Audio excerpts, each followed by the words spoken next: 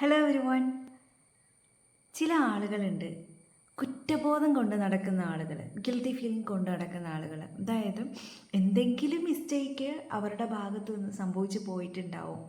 പക്ഷെങ്കിൽ മനസ്സ് തുറന്നത് പറയാനോ ഒരു സോറി പറഞ്ഞാൽ തീരുന്ന പ്രശ്നമേ ഉണ്ടാവുള്ളൂ. പക്ഷെ അത് പറയാനായിട്ട് സാധിക്കത്തുമില്ല. ഞാൻ അങ്ങനെ ചെയ്തു പോയല്ലോ, എൻ്റെ ഭാഗത്തു നിന്ന് അങ്ങനെ സംഭവിച്ചല്ലോ എന്ന് പറഞ്ഞ് ആ ഒരു കുറ്റബോധം കൊണ്ടു നടക്കുക. ഈ കുറ്റബോധം കൊണ്ട് നടക്കുന്ന ആളുകളെ സംബന്ധിച്ചിടത്തോളം അവരെ നശിപ്പിക്കാൻ അത് മാത്രം മതി. ഗിൽറ്റി ഫീലിംഗ് എന്ന് പറയുന്നത് നമ്മളുടെ എനർജിയെ ചോർത്തി കളയുന്ന ഒന്നാണ്.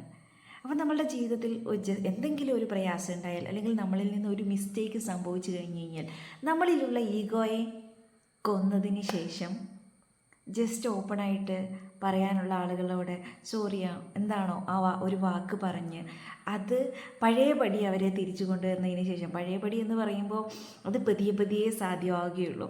അപ്പോൾ സ്നേഹം കൊടുത്ത് അവരെ തിരിച്ച് കൊണ്ടുവന്നതിന് ശേഷം നമ്മൾ മനസ്സിലാക്കുക, നമ്മുടെ ജീവിതത്തിൽ ഉണ്ടാകുന്ന ഓരോ അനുഭവങ്ങളും ജീവിതത്തിലെ ഏറ്റവും മികച്ച പാഠപുസ്തകങ്ങളാണ്. ചില സങ്കടങ്ങളും ചില സന്തോഷങ്ങളും ഒക്കെ നമ്മളുടെ ജീവിതത്തിൽ വരുന്നത് നമുക്ക് ഓരോ അറിവുകൾ തരാൻ വേണ്ടിയിട്ടാണ്. അറിവുകൾ എന്ന് പറയുന്ന സമയത്ത് ഓരോ മിസ്റ്റേക്കുകളും നമ്മളെ കൊണ്ട് ചെയ്യിപ്പിക്കുന്നതും, അല്ലെങ്കിൽ ഓരോ മിസ്റ്റേക്കുകളും നമ്മളിൽ നിന്ന് സംഭവിച്ചു പോകുന്നതും, മറ്റുള്ള ആളുകൾ നമ്മളോട് തെറ്റായ രീതിയിലോ മോശമായ രീതിയിലോ പെരുമാറുന്നതിൽ നിന്നും നമുക്ക് ഓരോ പാഠങ്ങൾ പഠിക്കാനുണ്ട്. എന്തുകൊണ്ട് ദൈവം നമുക്ക് ഇങ്ങനെയുള്ള അനുഭവ പാഠങ്ങൾ തരുന്നു എന്ന് നമ്മൾ ചിന്തിച്ച് നോക്കിയാലോ.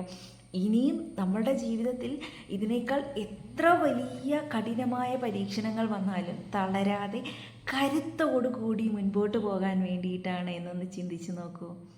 അപ്പോൾ ആരോടെങ്കിലും നിങ്ങൾക്ക് കുറ്റബോധം ഉണ്ടോ?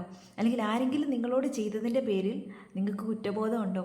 ആരോടെങ്കിലും നിങ്ങൾ ക്ഷമിച്ചു കൊടുക്കാനുണ്ടോ? എന്നാൽ വേഗം പോയി ക്ഷമിച്ചു കൊടുത്തേക്കൂ. സ്നേഹം കീപ്പ് ചെയ്യൂ. സ്നേഹത്തോടു കൂടി അവരെ ഒന്ന് ചേർത്ത് പിടിക്കൂ. Okay, thank you.